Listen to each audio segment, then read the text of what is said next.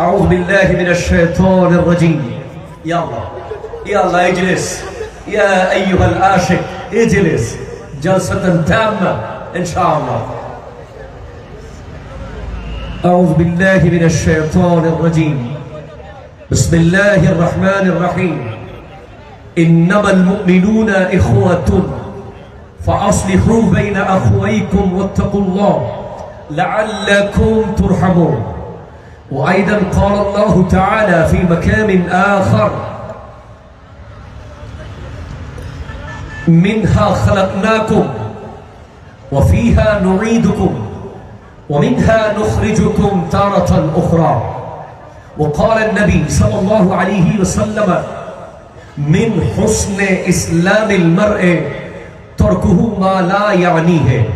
صدق الله مولانا العظيم وصدق رسوله النبي الأمين المكين الكريم الرؤوف الرحيم. ونحن على ذلك لمن الشاهدين والشاكرين والحمد لله رب العالمين.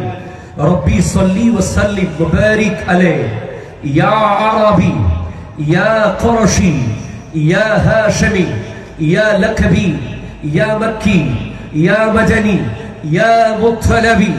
যার যার কণ্ঠে মা বলে ডাক দেওয়ার মতো ক্ষমতা আছে, বাবা বলে উচ্চারণ করার মতো শক্তি আছে, মনের কথা পৃথিবীকে জানানোর মতো আওয়াজ আছে, একবার ব্যক্ত কণ্ঠে ওই খোলা নীল আকাশের মালিকের বরত্বের কথা বলবো, ওই জমিনের মালিকের বরত্বের কথা বলবো, যিনি আমার চোখকে সাজিয়েছেন, যিনি আমার কিডনিকে সেট আপ করেছেন, যিনি আমার ফুসফুস আর লিভারকে পরিপূর্ণভাবে সুস্থ রেখেছেন। তিনি কে?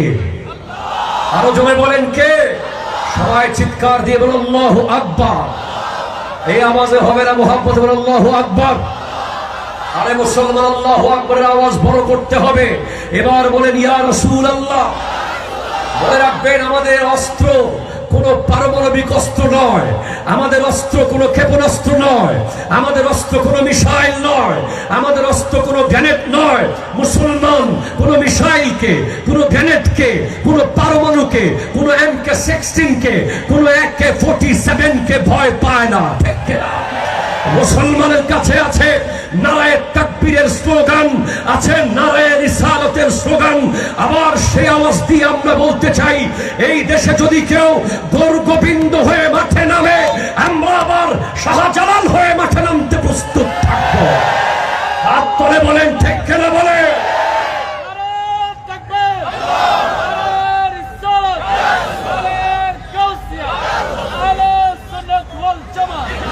আহলে সুন্নাত ওয়াল জামাত স্পষ্ট জানিয়ে দিচ্ছে, এই দেশে যদি কেউ আবার ইয়াজিদ হয়ে মাঠে নামে, আমরা হোসেন হয়ে মাঠে নামতে প্রস্তুত থাকব। এই দেশে যদি কেউ ফেরাউন হয়ে মাঠে নামে, আমরা মূসা আলাইহিস সালামের উত্তরসূরি হয়ে মাঠে প্রস্তুত থাকব। কেউ যদি নমরুদ হয়ে মাঠে নামে, আমরা ইব্রাহিম আলাইহিস সালামের উত্তরসূরি হয়ে মাঠে নামব। কেউ যদি আবু জেহেল হয়ে মাঠে নামে, আমার নবীর সাথে যাত্রাবাড়ির টাঙ্গির তুলনা করে, আমরা কাফনের কাপড় পরে ওই আবু জেহেলকে দমন করার জন্য মাঠে থাকবো। হাত তুলে বলেন ঠিক কিনা? আমাদের কাছে অস্ত্র না থাকতে পারে, আমাদের কাছে মানুষ কম হতে পারে, আমাদের কাছে মুহাব্বতে কোনো কমতি নাই।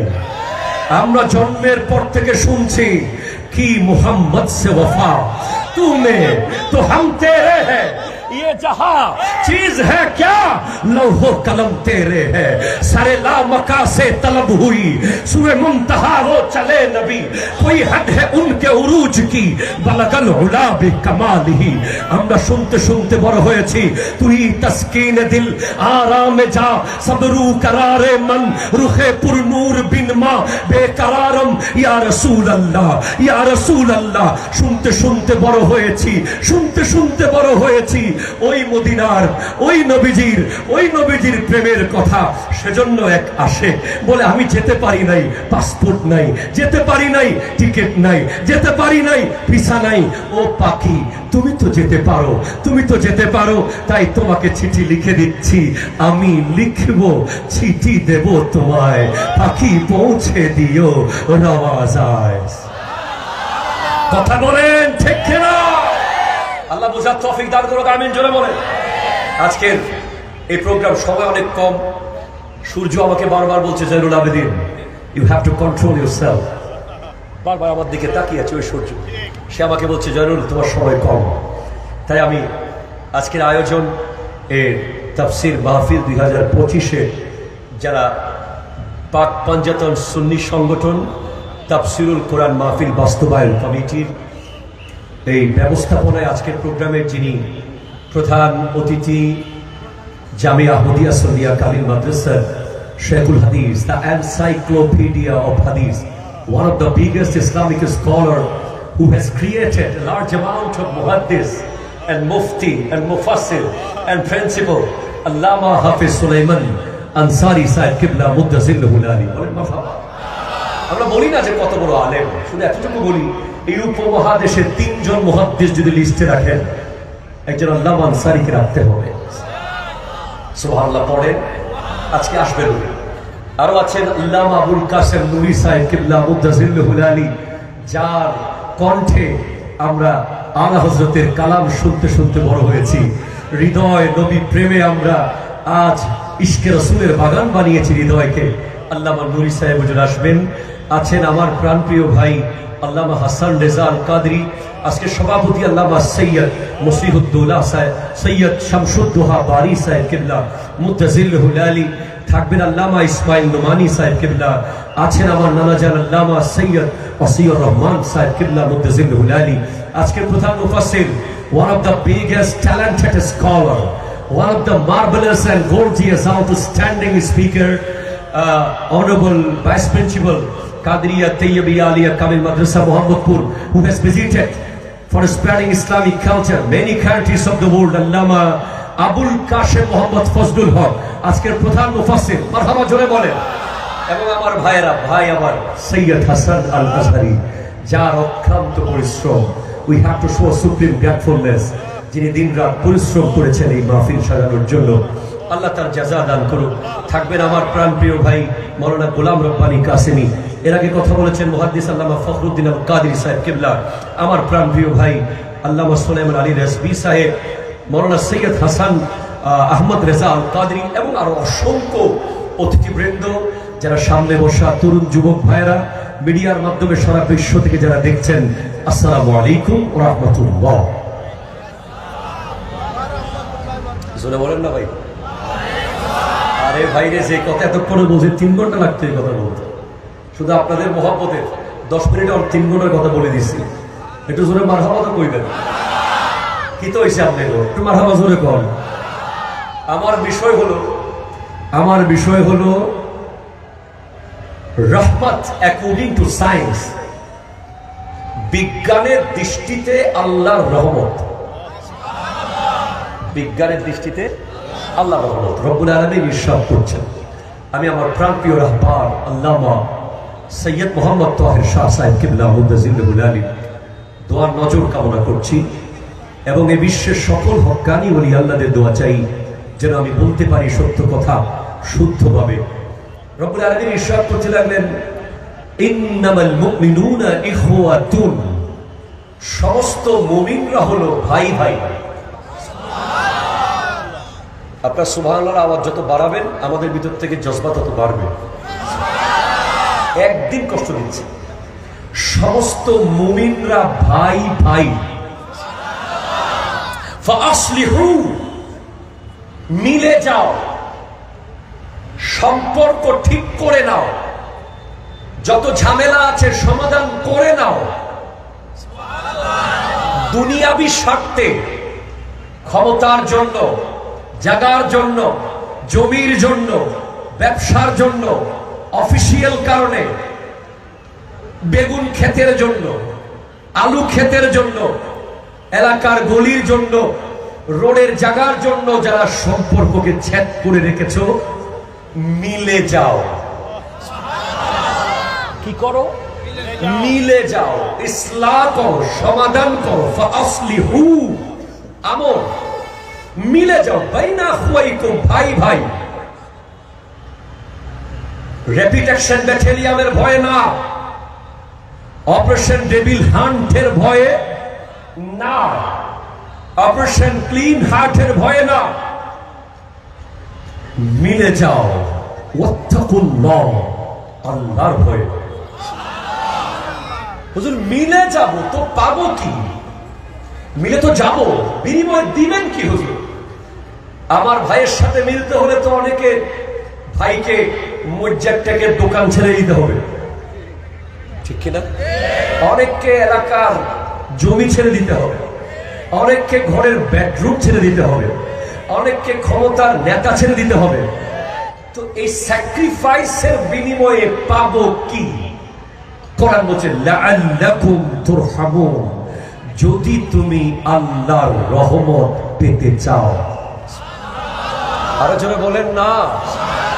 যদি তুমি আল্লাহর রহমত পেতে চাও, তুমি তোমার ভাইয়ের সাথে মিলে যাও। যদি রহমত পেতে চাও, হুজুর আল্লাহর রহমতটা কি? আল্লাহর রহমত যদি দেখতে চাও, দুনিয়ার দিকে তাকাও।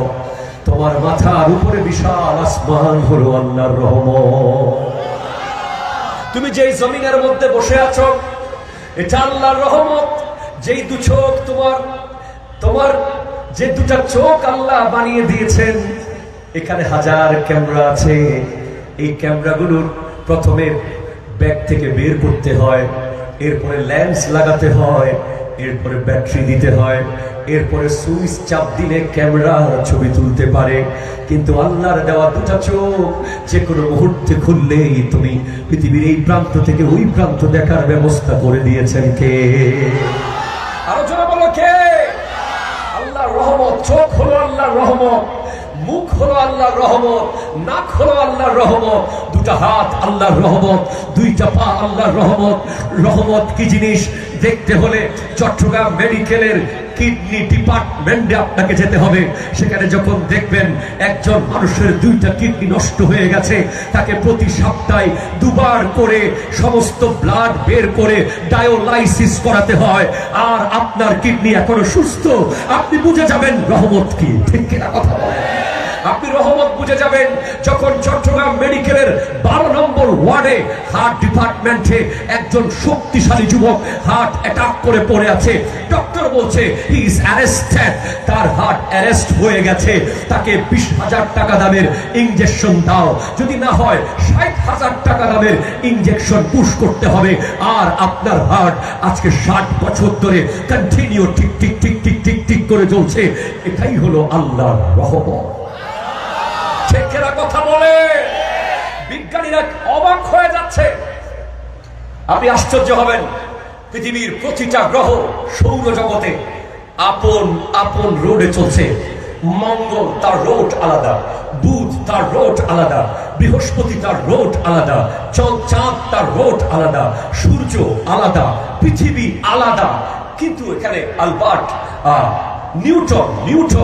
নিউটন একটা সূত্র বের করেছিল, force of gravitation. Force of gravitation, যেই ফোর্সের কারণে মাধ্যাকর্ষণ শক্তি, যেটার কারণে একটা গ্রহ আরেকটাকে টানে, একটা আরেকটাকে টানে। যে কোনো মুহূর্তে সংঘর্ষ হতে পারে, কিন্তু বছরকে বছর, হাজার হাজার বছর ধরে একটা গ্রহ আরেকটাকে টানছে, ঠিক কোনোভাবে সংঘর্ষ হচ্ছে না। কাছাকাছি এসে যায়, আবার দূরে চলে যায়, কাছাকাছি এসে যায়, আবার দূরে চলে যায়।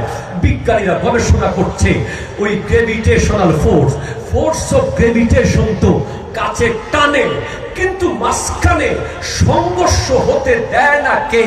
তখন বিজ্ঞানীরা দেখছে ওখানে আরেকটা অদ্ভুত, আরেকটা বিস্ময়কর, আরেকটা অভাব হয়ে যাওয়ার মতো আরেকটা ইনক্রেডিবল ফোর্স কাজ করছে।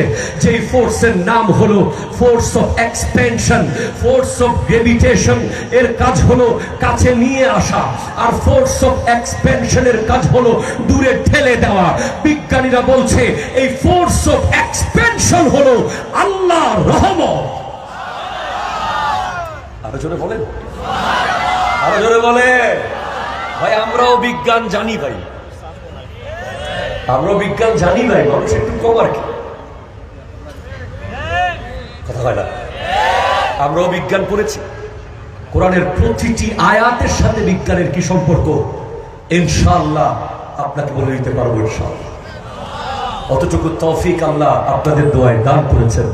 হুজুর মুর্শিদ করিমের নিগাহে করম আপনাকে জানাতে পারবো কোরআনের আয়াতে আয়াতে কোথায় কোথায় বিজ্ঞান আছে ইনশাআল্লাহ। তাহলে কি বুঝলেন আপনি? ফোর্স অফ গ্রেভিটেশন প্রতিটা গ্রহকে টানে, আর ফোর্স অফ এক্সপেনশন দূরে ঠেলে দেয়। বিজ্ঞানীরা বলছে তুমি রহমত বুঝতে কোথায় যাও? আসমানের সৌরজগতে গেলেই তুমি বুঝতে পারবা আল্লাহর রহমত কত আজিম ও শান। আর জোরে বলে, এরপর আপনি অবাক হবেন, সূর্য is one of the very dangerous. সূর্য একটা জ্বলন্ত গ্রহ। সূর্য যখন উঠে পৃথিবী থেকে 13 লক্ষ গুণ বড় সূর্য। আরো জোরে, কয় লক্ষ গুণ বড়? 13 লক্ষ। সূর্যের সামনে পৃথিবীকে রাখলে মনে হবে একটা মার্বেল রাখা হয়েছে, এত বড় সূর্য। এই সূর্য যখন উঠে তার থেকে আসে আল্ট্রা ভায়োলেট রে, তার থেকে বের হয় রেডিও অ্যাক্টিভ রে, তার থেকে বের হয় এক্স রে, অতি বেগুনি রশ্মি। এগুলো সরাসরি পৃথিবীতে আসে। যদি সরাসরি পৃথিবীতে আসতো, সূর্য ওঠার সাথে সাথে প্রত্যেকটা মানুষ মারা যেত। কারণ মানুষের পক্ষে এই রে গুলোকে সহ্য করার ক্ষমতা নাই। আল্লাহু আকবার জোরে বলেন না, আরো জোরে আল্লাহু আকবার। এই সূর্যের এই ভয়ঙ্কর রে গুলো মানুষের পক্ষে সহ্য করার ক্ষমতা নাই। কিন্তু আমার আল্লাহ সূর্য এবং পৃথিবীর মাঝখানে 4টা স্তর দিয়েছেন। আরো জোরে বলেন, কয়টা স্তর দিয়েছেন? 4টা। একটা হলো ট্রপোস্ফিয়ার। আরো জোরে বলেন, একটা হলো ট্রপোস্ফিয়ার, আরেকটা হলো ম্যাগনেটোস্ফিয়ার, আরেকটা হলো আয়নোস্ফিয়ার, আরেকটা হলো স্ট্রাটোস্ফিয়ার। এই 4টা হলো ওজোন স্তর। আপনি যেভাবে ময়লা পানি ফিল্টার 4 স্তর হয়ে ফ্রেশ নিট এন্ড ক্লিন পানি বের হয়, সেভাবে সূর্যের আলো যখন পৃথিবীর দিকে আসে, প্রথমে ট্রপোস্ফিয়ার ওই আলোকে রিফাইন করে, তারপরে ম্যাগনেটোস্ফিয়ার রিফাইন করে, তারপরে স্ট্রাটোস্ফিয়ার রিফাইন করে, তারপরে আয়নোস্ফিয়ার রিফাইন করে। 4 জায়গায় রিফাইন হয়ে ওই কঠিন বেগুনি রশ্মি, ওই আল্ট্রা ভায়োলেট রে, ওই রেডিও অ্যাক্টিভ রে পৃথিবীতে ভিটামিন ডি হয়ে চলে আসে। That is the রহমত। আপনি জোরে বলেন সুবহানাল্লাহ। এটাই হলো আল্লাহর রহমত। আপনি আর কোথায় খুঁজবেন আল্লাহর রহমত? ওই আমাদের মায়ের ছোট্ট সেই পেটের ভিতরে আল্লাহ আল্লাহ আল্লাহ আল্লাহ, যেটা ছোট্ট, যেখানে একজন শিশু 1 ফোঁটা রক্ত থেকে যখন আমার মতো জাইনুল আবেদিন দাঁড়িয়ে যায় পৃথিবীতে, সে কিভাবে এই ছোট্ট বিন্দু থেকে তার হাত তৈরি হয়েছে, কিভাবে তার পা তৈরি হয়েছে, কিভাবে তার মাথা তৈরি হয়েছে, কিভাবে তার ব্রেন তৈরি হয়েছে, কিভাবে সেই স্তরের কঠিন স্তরের ভিতরে একটা বাচ্চা কন্টিনিউ বড় হয়েছে। 10 মাস 10 দিন ছিল, সেখানে মেডিকেল সায়েন্স বলছে মায়ের পেটে 4500 বার লাথি মারে একটা শিশু, আর সেই সন্তান পৃথিবীতে আসে, সেখান থেকে সে বড় হয়। প্রতিটা মুহূর্তে যদি আপনি দেখেন, মায়ের পেট থেকে কবর পর্যন্ত রহমত রহমত রহমত রহমত। আর গোটা পৃথিবীর সমস্ত রহমত আউটস্ট্যান্ডিং, এক্সপ্লেইন করার সুযোগ নাই। আমি সূর্য নিয়ে ব্যাখ্যা করতে পারবো না, কারণ সূর্য এত বড়, এত বৃহৎ, এত ভয়ঙ্কর, এত আশ্চর্যজনক। আমি আপনাকে সূর্যের সেই পাওয়ারের মাত্র 1% বলতে পেরেছি। এভাবে আল্লাহর সৃষ্টির প্রতিটা সৃষ্টির দিকে শুধু তাকাবেন আর আপনি বলবেন আল্লাহ কত বড়, আল্লাহ কত মহান, আল্লাহ কত আজিম, আল্লাহ কত আমিন, আল্লাহ কত আরিজ। আল্লাহ যা বানিয়েছেন, there is no mistake। পৃথিবীর কোন বিজ্ঞানী, কোন সায়েন্টিস্ট, কোন দার্শনিক বলতে পারে নাই সূর্য কেন এমন, চাঁদ কেন এমন, আসমান কেন এমন, জমিন কেন এমন। হ্যাঁ, আমরা যা বানিয়েছি টয়োটা গাড়ি বানিয়েছে, একজন বলছে গাড়িটা মোটা বেশি হয়েছে, চিকন রোডে ঢুকবে না। আরেকজন বলছে গাড়িটা নিচু বেশি হয়েছে, উঁচু রোডে ঢুকবে না।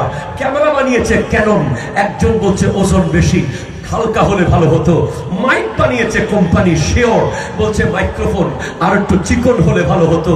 আপনি 100% পৃথিবীর মানুষের বানানো কোনো কিছুকেই 100% মানুষের কাছে প্রিয় করতে পারবেন না, কিন্তু আমার আল্লাহ যা বানিয়েছেন সব 100-তে 100 নিখুঁত।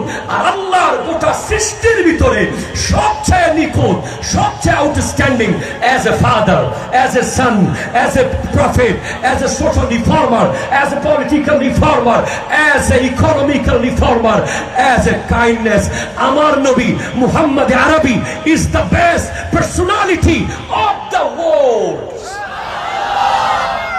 Allah Kota Allah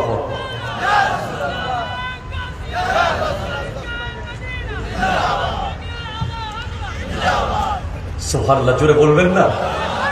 গোটা সৃষ্টি জগতের যত নিখুঁত সৃষ্টি আছে, সমস্ত নিখুঁত সৃষ্টির শ্রেষ্ঠ সৃষ্টির নাম মুহাম্মদুর রাসূলুল্লাহ সাল্লাল্লাহু আলাইহি ওয়াসাল্লাম। আমি কেন বলবো? আমি তো মুসলিম, আমি তো মুমিন, আমি তো আশিক, আমি তো মুসলমানের ঘরে জন্ম নিয়েছি। আমি তো নবী প্রেমের কথা বলতে না পারলে নিজেকে দুর্ভাগা মনে করি। আমি তো মনে করি আমার জন্মই হয়েছে নবীজির গুণগান করার জন্য। আমি তো মনে করি আমার এই কণ্ঠ নবীজির জন্য। আমি তো মনে করি আমার এই জীবন যৌবন নবীজির জন্য। তাই তো আলা হযরত বলেছেন, জমিন ও জমা তোমারে লিয়ে, মকিন ও মকা তোমারে লিয়ে, চুনিন ও চুনা তোমারে লিয়ে, বনে দো জাহাঁ তোমারে লিয়ে। এটাই তো আল্লাহর খুশি হওয়ার ওসিলা। আরো জোরে বলেন সুবহানাল্লাহ। আরে আমি বলবো না, খ্রিস্টান নোবেল বিজয়ী জর্জ বার্নার্ড শ, যিনি 1925 সালে নোবেল পেয়েছেন সাহিত্যে, উনি বলছেন, if a man like Muhammad ought to assume the dictatorship of whole modern world, he could succeed in solving its problem in a way that would bring much peace and happiness. Muhammad সাল্লাল্লাহু আলাইহি ওয়াসাল্লামের মতো একজন যদি গোটা বিশ্বের দায়িত্ব নিয়ে নিত আজকের দিনে, তাহলে এই বিশ্বের প্রতিটা রন্ধ্রে রন্ধ্রে শান্তি প্রতিষ্ঠা হয়ে যেত। কথা বলেন ঠিক কিনা? শুধু তাই না, আমি জয়নুল আবেদিন কাদরী আজ কর্ণফুলীর এই প্রান্ত থেকে জানিয়ে দিচ্ছি, গোটা বিশ্ব মুসলমানকে জানাতে চাই, আমার মুখ দিয়ে যদি, আমার বাক্য চয়নে, আমার শব্দ চয়নে যদি কোনোদিন আমার নবীর শানে একটা বেয়াদবিমূলক শব্দ বের হয়, আমার নবীর কোন শানকে বিন্দু পরিমাণ খাটো করেছি মনে হয়, you have to boycott me. যদি আমি তওবা না করি আমার ওয়াজ শোনা যাবে না। ঠিক কিনা কথা? হাত তুলে বলেন ঠিক কিনা বলেন। আমার ওয়াজ আপনি শুনবেন না, আমাকে আপনি ফলো করবেন না, আমার থেকে দিন আপনি গ্রহণ করবেন না। কারণ আমার নবীর মুহাব্বতের কথা যদি আমার মুখ দিয়ে বের না হয়ে গুস্তাগির কথা বের হয়, এই মুখ কখনো দিন প্রচারের অধিকার রাখে না। কথা বলেন, সবাই বলেন নারায়ে তাকবীর, নারায়ে রিসালাত, নারায়ে গাউসিয়া, নারায়ে তাকবীর, নারায়ে রিসালাত, নারায়ে গাউসিয়া, আহলে সুন্নাত ওয়াল জামাত, আল্লামা নূরুল আগমন, আল্লামা নূরুল আগমন, শুভেচ্ছার স্বাগত। আলহামদুলিল্লাহ, আমাদের তাফসীর ও কোরআন মাহফিলে এসে উপস্থিত হয়েছেন, আমাদের প্রোগ্রামে এসে উপস্থিত হয়েছেন। ইয়েস, হুজুর এসে গেছেন। হযরতুল্লাহ জনাবে মাওলানা আল্লামা আবুল কাসেম নুরি মুত্তাসিল হিলালি। মারহাবা বলেন, মারহাবা। শুনেন, শেষ কথা ক্লিয়ার। আগামী 14 তারিখ রাতে প্রমাণ হবে কারা মুসলিম কারা ইহুদি। ঠিক কিনা? হাত তুলে বলো ঠিক কিনা বলো। একই দিনে লাইলাতুল বরাত, আবার একই দিনে বিশ্ব বেহায়া দিবস।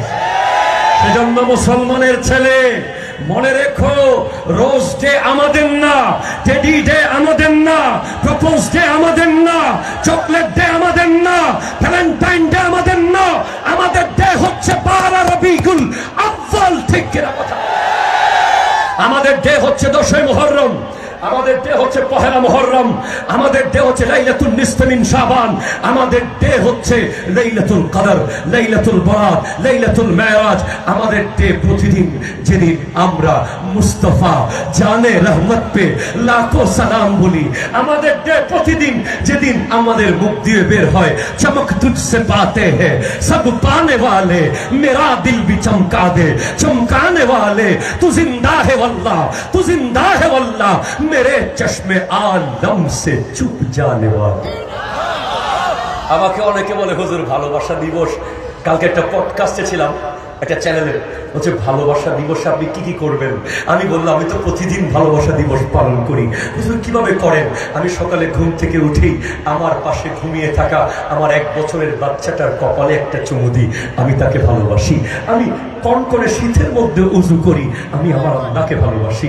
আমি জায়নামাজে সিজদায় অবনত হই, আমি আমার আল্লাহকে ভালোবাসি। আমি সালাম ফিরিয়ে দরুদ শরীফ পড়ি, আমি আমার নবীকে ভালোবাসি। এরপর খাবার টেবিলে গিয়ে আমার রুটির টুকরা থেকে অর্ধেক ছিঁড়ে বাবার পাতে দিয়ে দিই, আমি আমার বাবাকে ভালোবাসি। মাকে পাশের চেয়ারে বসাই, আমি আমার মাকে ভালোবাসি। নিচে এসে আমার ড্রাইভারের মাথায় হাত বুলিয়ে জিজ্ঞেস করি তুমি নাস্তা করেছো, আমি আমার ড্রাইভারকে ভালোবাসি। যাওয়ার সময় আমার ঘরের দারোয়ানকে আমি 100 টাকা পকেটে গুজে দিয়ে বলি তুমি কিছু চা খেও, আমি আমার দারোয়ানকে ভালোবাসি। আমি রাস্তায় যাওয়ার সময় ফকির বা মিসকিন গরিব দুঃখীকে দেখলে গাড়ি থেকে নেমে কলিজার সাথে জড়িয়ে ধরে বলি ভাই বাসায় কে কে আছে, নাও এই খাবারগুলো তোমার বাসায় নিয়ে যাও। আমি গরিব মিসকিনকে ভালোবাসি। আমি যখন মাহফিলে যাই 1000 যুবক আমাকে জড়িয়ে ধরে, আমি তাদের মোহাব্বতের সেই আলিঙ্গন করি, মুআনাকা করি, মুসাদারা করি, আমি তাদেরকে ভালোবাসি। এভাবেই 24 ঘন্টা ভালোবাসতে বাসতেই সর্বশেষ রাতের গভীরে আমার নবীর মিলাদ ও কিয়াম করতে করতে আমি দিন শেষ করি। আমার রাত এভাবে কাটে, আমার দিন এভাবে কাটে। আমি কেন 14 তারিখ ভালোবাসা ফিক্স করে ফেলবো? আমার ভালোবাসা তো প্রতিদিন। কথা বলেন ঠিক কিনা? সুতরাং আল্লাহ তাআলা আমাদেরকে প্রতিদিন ভালোবাসার তৌফিক দান করুন, সর্বক্ষণ ভালোবাসা ধরে রাখার তৌফিক দান করুন। এই ভালোবাসার বহিঃপ্রকাশ হবে ইন্নামাল মুমিনুনা ইখওয়াতুন ফাআসলিহু বাইনা আখওয়াইকুম ওয়াত্তাকুল্লাহ লাআল্লাকুম তুরহামুন। মনে রাখবেন, কোন বিধর্মীকে অনুসরণ করবেন না। বিধর্মীকে অনুসরণ করলে কাল হাসরের মাঠে তার সাথেই আপনার হাসর হবে। মনে রাখবেন, লা তাআতা লিমাখলুকিন ফি মাসিয়াতিল খালিক। ওই সৃষ্টির অনুসরণ করো না যে সৃষ্টি আল্লাহর নাফরমানি করে। সর্বশেষ লাইলাতুল বরাতের রাতে যখন আমার আল্লাহ আজরাইল আলাইহিস সালামকে মৃতদের লিস্ট দিয়ে দেবেন, আগামী 1 বছর কার কার জান কবজ করা হবে, আল্লাহ যেন আমাদেরকে আরেকটু হায়াত বাড়িয়ে দেন, যেন আরেকবার আল্লাহর জিকির করতে পারি, আরো একবার তাফসীর মাহফিলে বসতে পারি। সবাই ভালো থাকবেন। ওয়া মা তাওফীক ইল্লা বিল্লাহ ওয়া আখিরু দাওয়ানা আলহামদুলিল্লাহি রাব্বিল আলামিন। ওয়া আসসালামু আলাইকুম ওয়া রাহমাতুল্লাহি ওয়া বারাকাতুহু।